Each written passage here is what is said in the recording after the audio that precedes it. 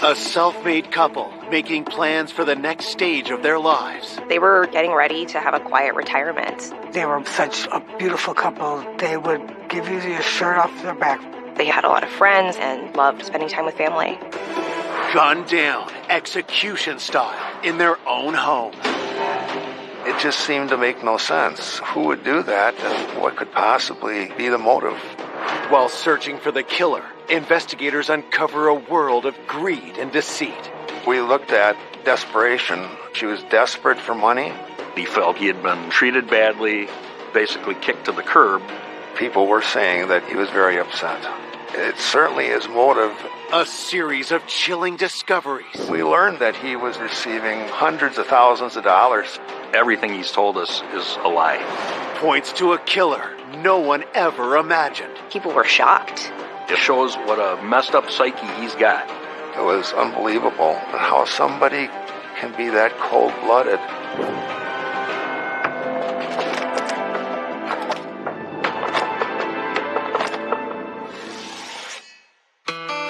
On the outskirts of La Crosse, Wisconsin, lies the prestigious neighborhood of Berry Mills.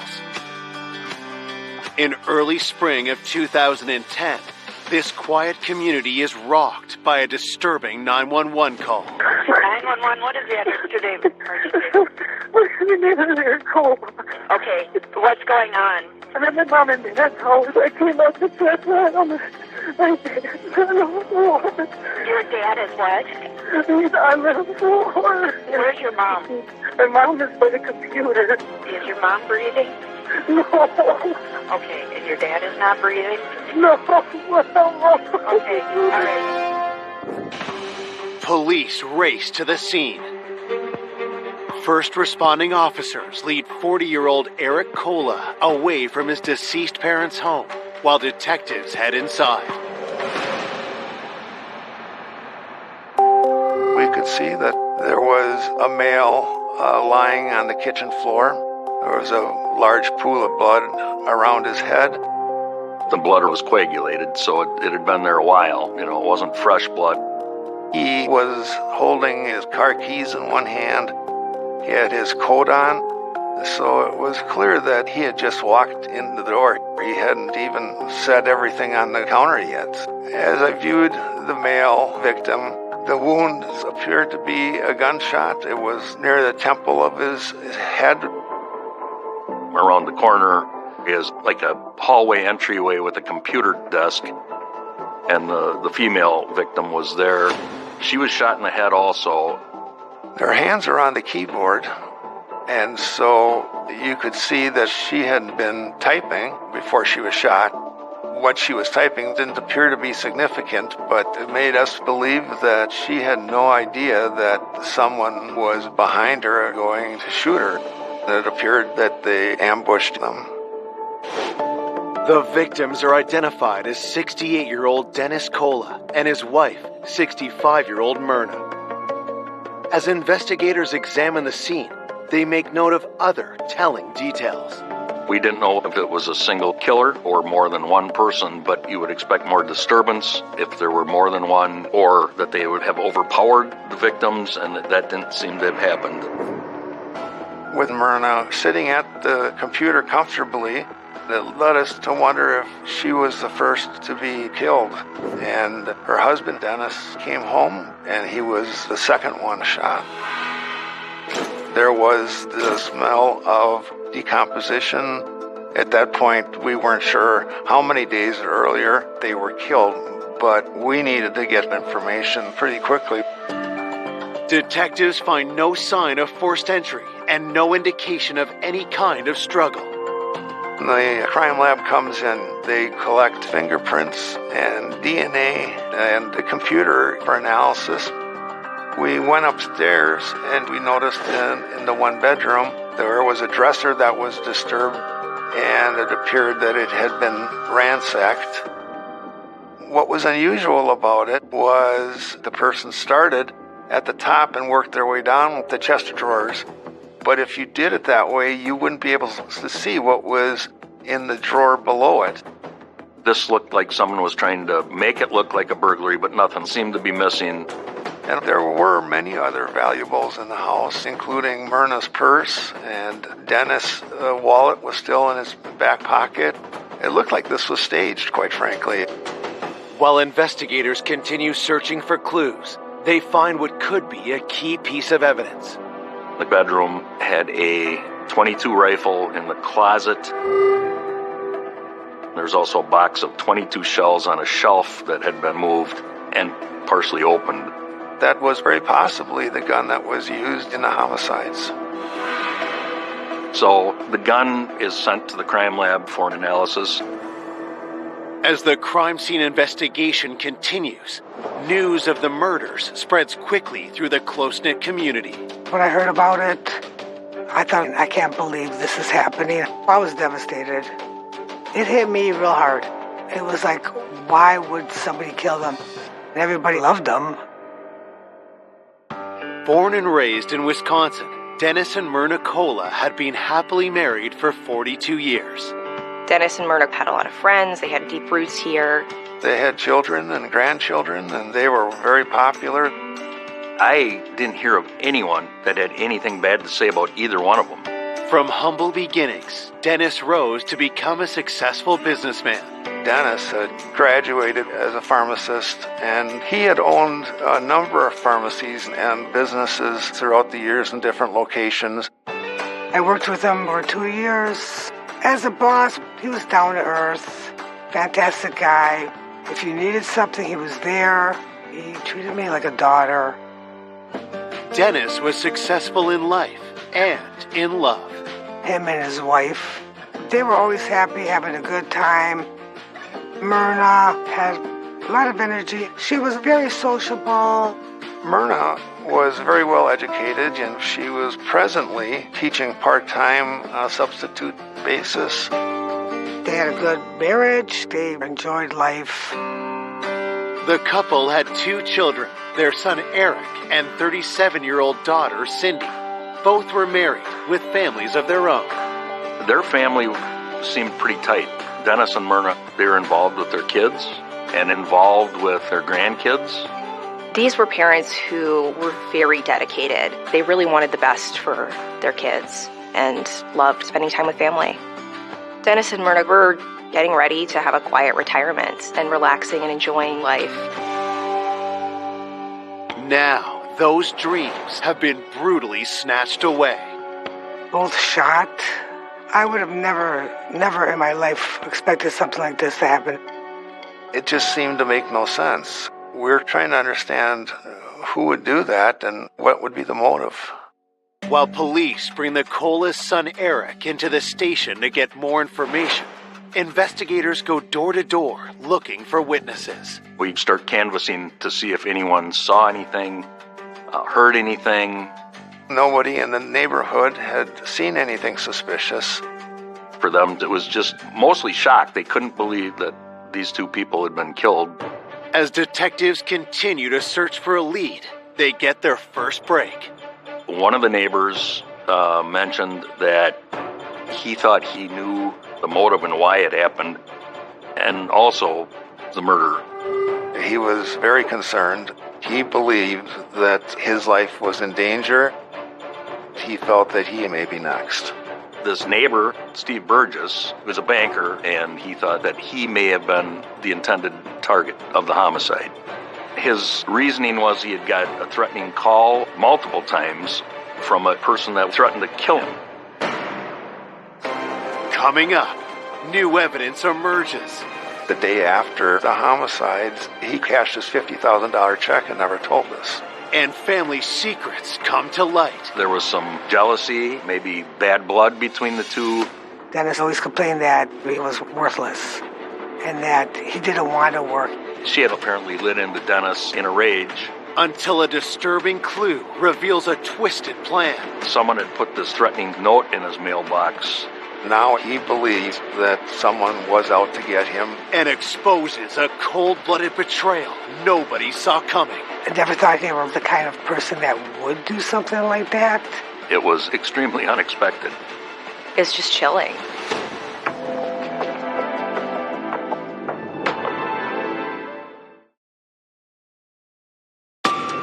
Grandparents Myrna and Dennis Cola have been brutally executed in their own home. Now, one of their neighbors, banker Steve Burgess, tells investigators the killer could be coming after him. He was very concerned, and he believed that someone was out to get him, and he didn't know who, but the homicides may have been intended for him and his family. Detectives ask Steve why someone would want him dead. So at that time, the market crashed. There was people with money issues.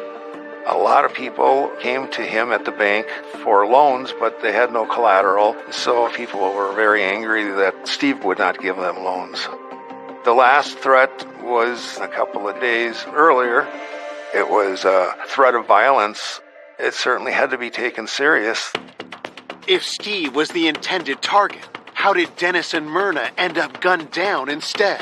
What he explained was a Google Earth search in front of Burgess's house showed the wrong address, showed Dennis and Myrna's address instead of his, and he thought that the killer killed the wrong people. He felt that somebody had come to his house to follow through on the threat, but they ended up at Dennis and Myrna's residence. It was a concern that this possibly could have been a mistake on behalf of the murderer, and the homicides were not intended for Dennis and Myrna. Before investigators can pursue the lead, the autopsy results arrive. The autopsy report determined that they were both shot with a .22 caliber rifle. But it was inconclusive.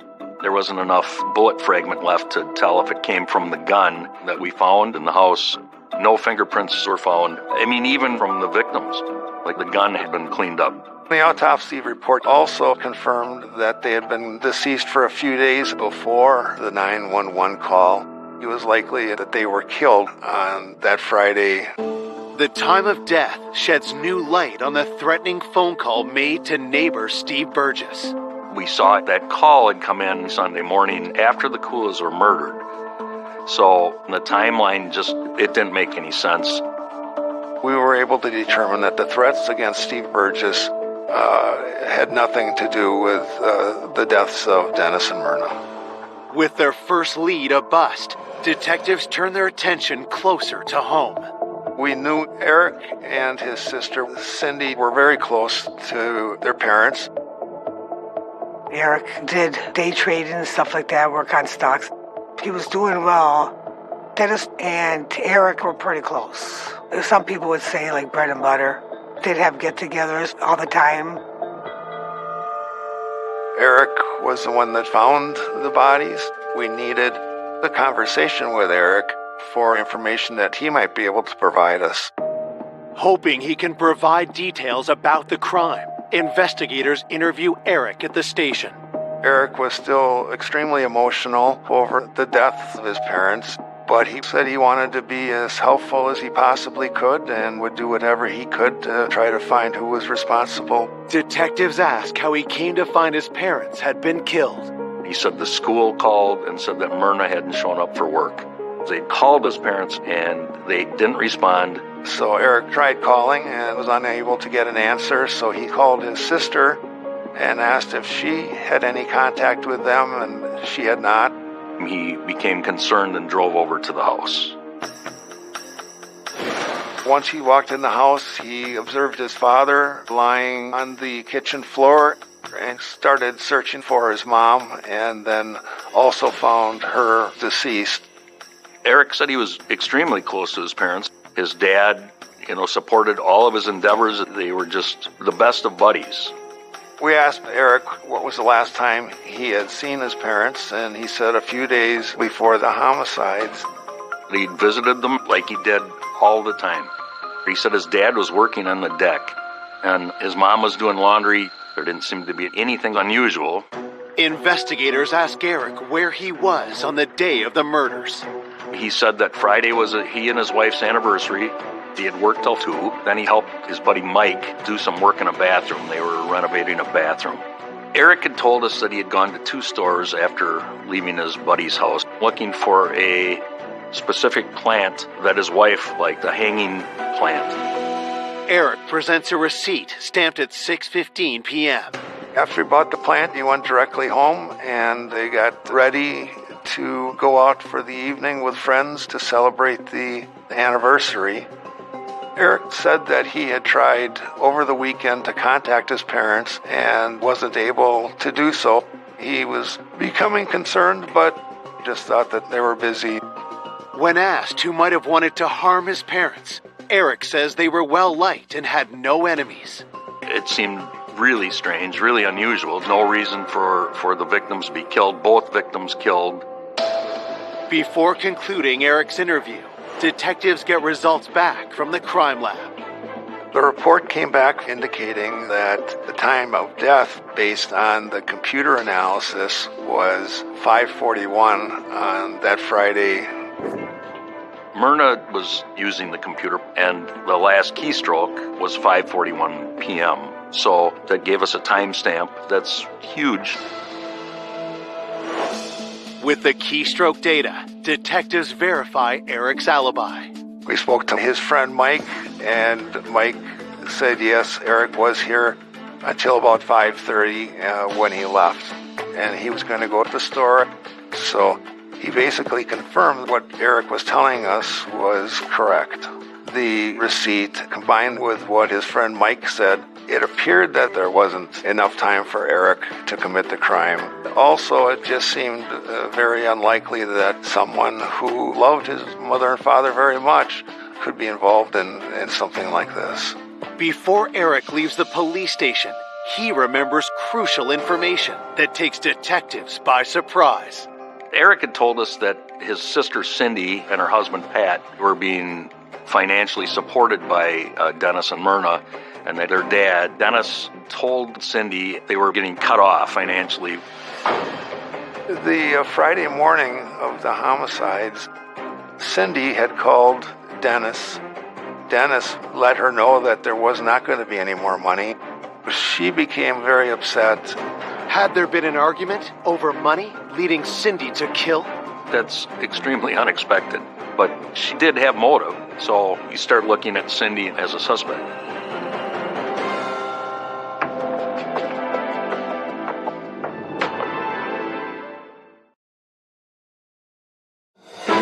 Police investigating the double homicide of Dennis and Myrna Cola believe their daughter Cindy may have been angry with her father after he cut off financial support.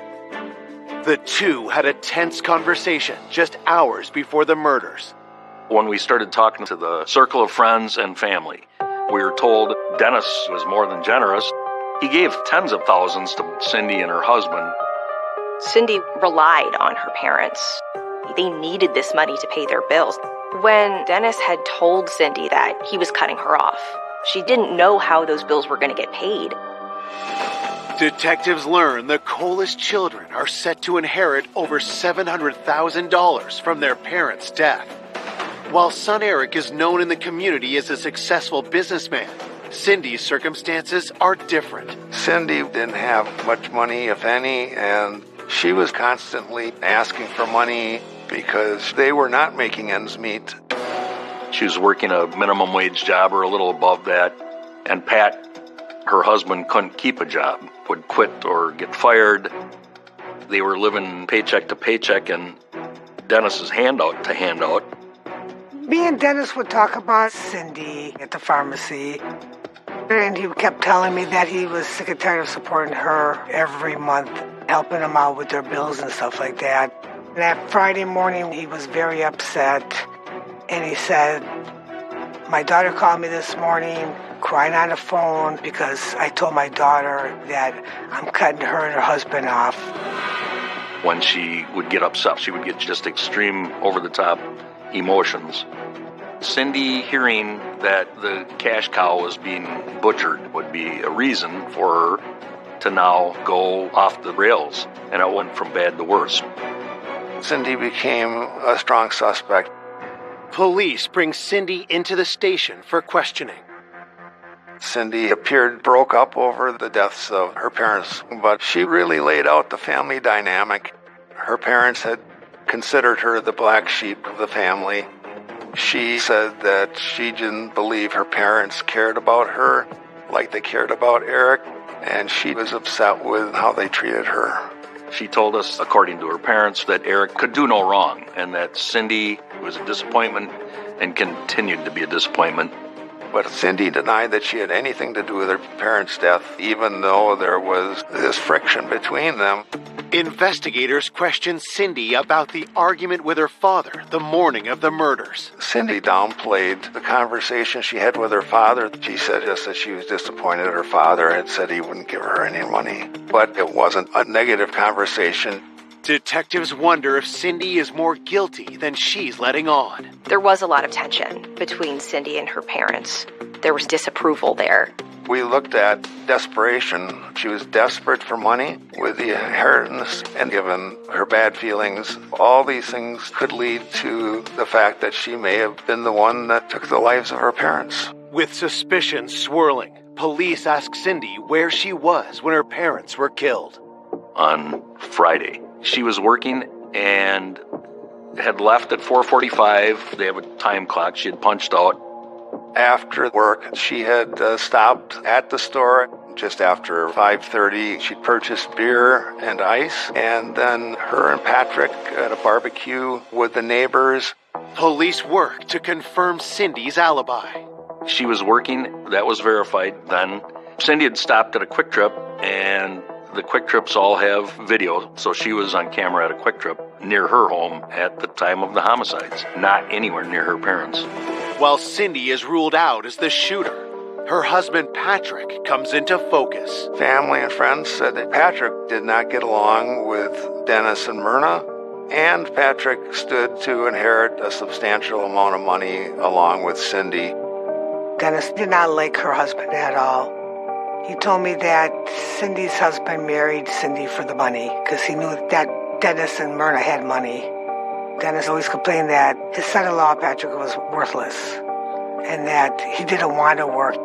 He sits and plays with the video games, and he's too lazy to go find a job. Investigators dig deeper into Patrick's relationship with his in-laws.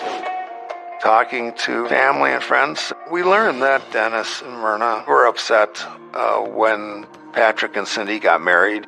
They asked Cindy not to marry him. They felt that he lacked motivation, and they remained unhappy with him. I think the feeling was mutual. According to some reports, when there was alcohol involved, he could have been a violent person. Apparently, the Friday morning of the homicides, Cindy told Patrick that they were not going to be getting any more money. People were saying that Patrick was even more angry than Cindy, that they were being cut off financially. It was a large red flag. Detectives also learned Patrick had the capability to pull off an execution-style hit. Eric and other relatives were now pointing us toward Patrick, saying that he was a Marine and that he knew how to handle weapons. It certainly moves Patrick up to the top of the list as far as suspects.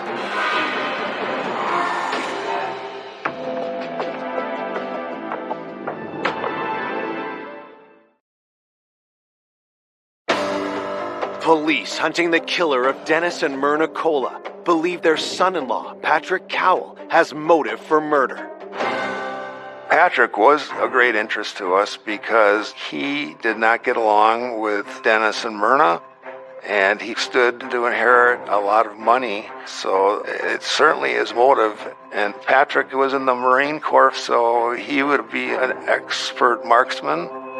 When I heard that the police are starting to question him, I thought maybe after Dennis mentioned cutting them off, that might have triggered his son-in-law to kill them both.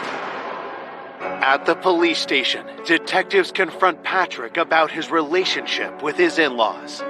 Patrick said that he was not popular in that family, that he was not comfortable with them. They weren't comfortable with him. There was kind of a cold relationship.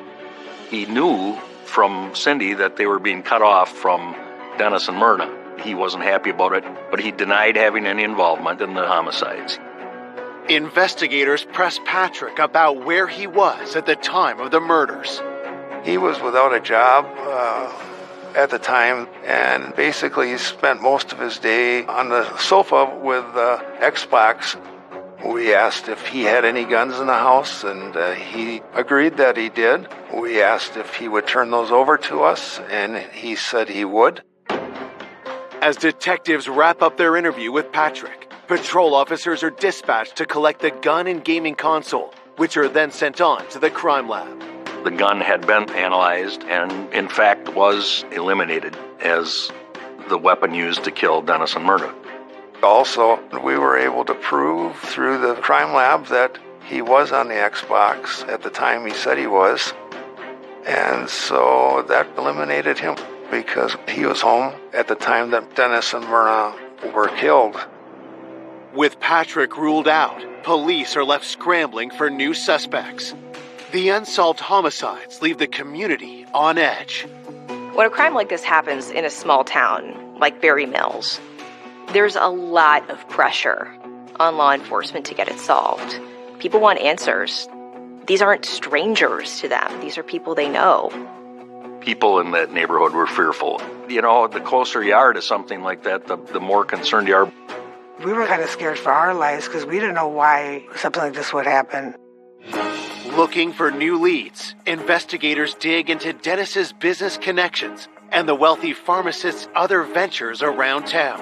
Dennis had a nephew, Nick Herring, who was promised a business from Dennis. They were going to open a car dealership together and actually did. What we understood was that Nick was very familiar with running car dealerships and had done a good job. Business was good, but then Dennis changed the deal. As the dealership was up and running, Dennis brought Eric, his son, in to start running it with Nick, and there was some jealousy, maybe bad blood between the two. Nick was complaining all the time, so Dennis had to go help out with the business. Dennis said they could not get along together, and he ended up buying Nick out. At that point, Nick was quite unhappy, and there was some falling out. Tension mounted until Dennis sold the business, leaving Nick resentful. Nick lost a pretty substantial amount of money, so he would certainly have reason to be upset. Could Nick have harbored a deadly desire for revenge? Police bring him into the station for questioning. We spoke to Nick Herring, and he admitted that the relationship had soured. Nick had said that Dennis had given him too low amount for the business and that he got cheated out of some profit. Nick felt that he had been treated badly, basically kicked to the curb by his uncle. Despite the bad blood, Nick insists he's not involved in the murders. Nick said that it was in the past that he had started his own car dealership. He was successful, and that although it was upsetting, he wouldn't hold a grudge, and he had no reason to kill Dennis and Myrna. Nick said that he had worked until about 5:30. Then he had picked up his girlfriend, and they'd gone out to the tavern. We were able to confirm that he was at work all day, and then the bartender where they were at could confirm that he and his girlfriend had spent the evening. And so we were able to eliminate him. Having ruled out yet another suspect, the investigation into the Cola murders hits a roadblock. It was very disturbing because it just seemed to make no sense. Here's a couple that are of retirement age, had long, successful careers. For someone to come in and just murder them, it's senseless. We were still trying to understand who would do that and what would be the motive. 1 week after the murders, police receive news that jolts the investigation back to life. We get a call that a patrol car is being sent out to Eric Kula's residence for a suspicious item in the mailbox. Eric said that he had got a threatening letter. He was now extremely concerned that he was going to get killed.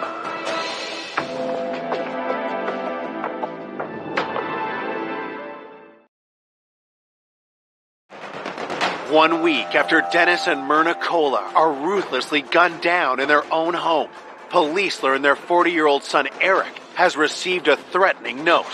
Could he be the next target? Someone had put this note in his mailbox. He was really, really concerned. This note said, "Fixed you." The message is kind of unusual, but Eric thought they'd killed his parents and were now going to come after him. He had no idea who would have left it or where it came from. There was an envelope, but it wasn't mailed. The handwriting looked like it was done by someone very young. It was so strange. It was probably written that way so a handwriting analysis couldn't be done. When it comes to Eric's safety, detectives don't take any chances. We have to try to figure out what was going on. We had an investigator and a camera to watch his property. We start canvassing Eric's neighborhood to see if anyone saw anything. But with no witnesses, police are still left with no idea who placed the note. This is perplexing. We're trying to determine, was this somebody local or was this someone from out of the area? We were very concerned. With this new potential threat, investigators cast a wider net to find the Cola's killer. But when they scoured Dennis and Myrna's computers, phones, and finances, they're surprised at what they find. We subpoenaed Dennis and Myrna's bank records and noticed that there's a check written and cashed on Dennis and Myrna's account for $50,000. It's cashed on the day after the murder, and it's made out to Eric Kula and was deposited into Eric's bank account. It seemed really strange. So you just found your parents dead, and the next day you go cash a check for $50K. It had to be looked at. Detectives reach out to Eric, hoping to learn more details. Eric's explanation is his dad gave it to him on the day that he had stopped over at his parents' house. That's very interesting because of all the conversations we had with Eric, he never mentioned this, and suddenly we have a check for $50,000, and if everything was okay, why wouldn't he tell us about it? To have a check that was deposited the day after the murders by a family member, that set off alarms for investigators. After we find that check, we look for other checks. We used a forensic accountant to review Eric's finances because it was quite complicated with the day trading that he was involved in. When the accountant went through it with us and explained what we were looking at, I think we almost fell off our chairs because we had no idea that this was what was going on. He told everybody that he was extremely successful with his day trading, but Eric was broke. He was day trading, but it was a myth as far as making profit.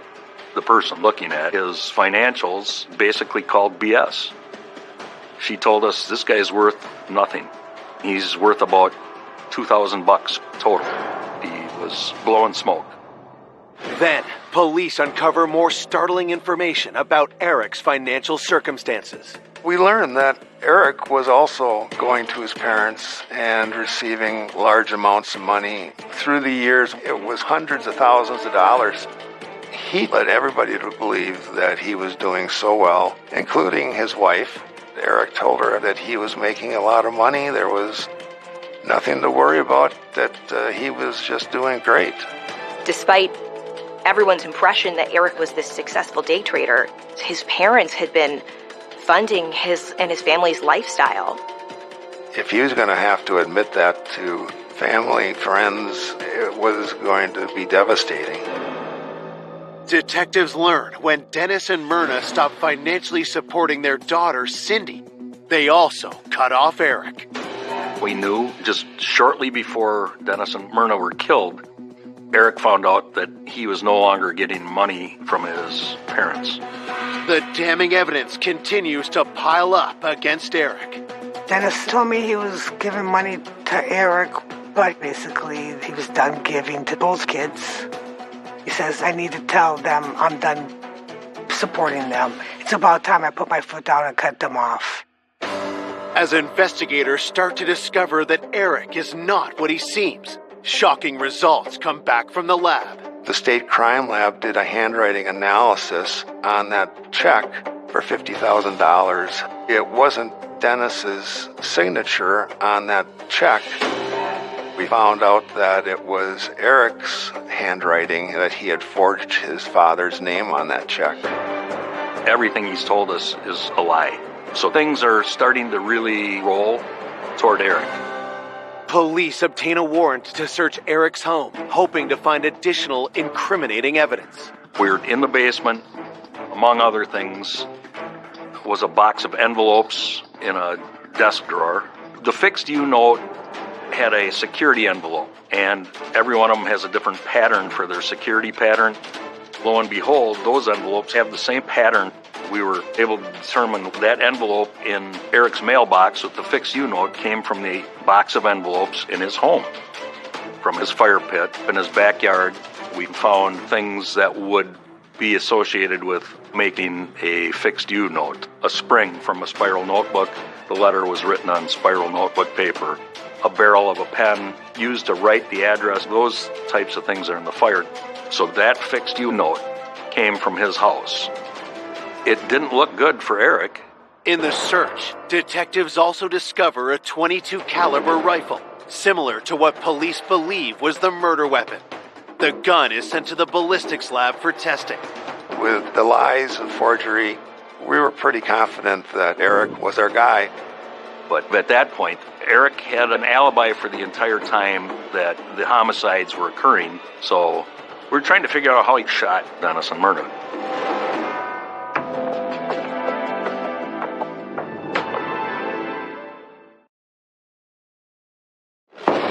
Detectives investigating the double homicide of Dennis and Myrna Cola suspect the couple's own son, 40-year-old Eric, is the killer. But they need hard evidence to lay charges. We went out and started re-interviewing witnesses and reviewing all the evidence that we had. As detectives try to learn more details about Eric's connection to the crime, the ballistics results come back.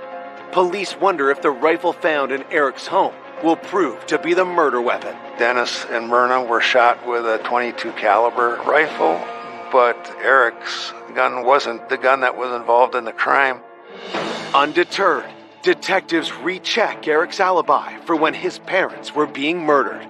The time of death, based on the computer analysis, was 5:41 on that Friday.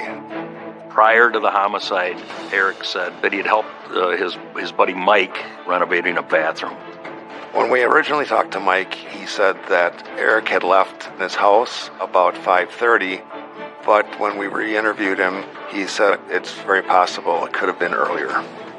Once Mike's story changed, we really thought that we were heading in the right direction. Investigators take a closer look at Eric's timeline. Eric had told us that he had gone to 2 stores after leaving his buddy's house to get a specific plant for his wife. At the time of the homicide, he had stopped at the first store, and that store didn't have it, so he had to go to the other store, got the plant, and produced a receipt. Eric's receipt is stamped 6:15 p.m. The second store is located only 10 minutes from the Cola's residence. But where was Eric at 5:41 when his parents were being shot? We checked with the garden center, the first one he went to, and they had plenty of those plants on the day and time that Eric said that they didn't have any. We also reviewed video footage, and he's not there, nor is his vehicle seen coming or leaving the parking lot. So there was a window of opportunity for Eric to commit the murders. He had no alibi for the time that the computer showed that Myrna was shot. With Eric's alibi torn apart, detectives bring him in for another interview. They begin by confronting Eric about forging the $50,000 check. Eric explained that he had permission from his dad to write checks out to himself, and that his dad had actually given him the check, but just was too busy, so told him to sign it himself. He told us, "I write them all the time," and that was commonplace for him to do that. It's a lie, and a provable one. He's never written one. He couldn't produce a single check that he'd ever written. He was confronted with the fixed U note and about the envelopes and that they did come from his house. With what we found and what we knew about his financials, all of those things together are great evidence. We just went down item after item after item after item. And Eric acted, in my opinion, desperate, and he wanted to leave. But Eric was no longer free to go. On July 29th, 2010, police charge Eric with the murder of his parents, Dennis and Myrna Cola. What we believe started this whole crime in motion was the fact that Eric was being cut off financially. He was desperate. Detectives pieced together how the double homicide unfolded. We believe he went to see his mom at their home, and Myrna was sitting at the computer, and then Eric walked upstairs, got the gun that was located in the closet, came down and shot his mother, and then waited for his father to arrive. When Dennis came home, he was shot almost immediately, within seconds after he walked through that door. After the murders, Eric wipes the gun clean and returns it to the closet. Eric then took a check and said to himself, $50,000 will get me through until the will is settled.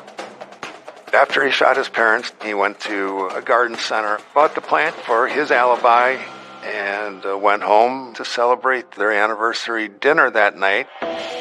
He's as cold-blooded as a murder-for-hire man. His parents did nothing but love him and take care of him his whole life. He's a narcissistic little son of a bitch and thought that his dad owed him a living. Eric Cola's arrest stuns the community. Everyone thought that he was this golden child, that he had a great relationship with his parents, that he was this successful day trader. That he could have done this, people were shocked. I would have never expected Eric to do this. The way Dennis talked about him, always bragged about his son, and I never thought he was the kind of person that would do something like that. In June 2012, 2 years after Dennis and Myrna Cola were killed, a jury finds their son Eric guilty of intentional murder. His sister, Cindy, during the sentencing hearing, was sobbing, and she begged the judge in that courtroom to make sure justice was done that day. Eric Cola is sentenced to 2 consecutive life terms, plus 6 years for forgery. Many times I've thought about how somebody could do that, and I just simply can't fathom it. I guess we all lose a bit of our innocence when this kind of thing happens. Myrna and Dennis are still dearly missed by their family and friends. They were such a beautiful couple. They would give you your shirt off their back. I think of them very, very often. And my memory of Dennis is always a smiley face. I do miss him a lot. Sometimes I still think, boy, why did it have to be you? He'd still be living right now, happy life, finally retired, and enjoying his grandkids. And Myrna would probably still be dragging him on vacation.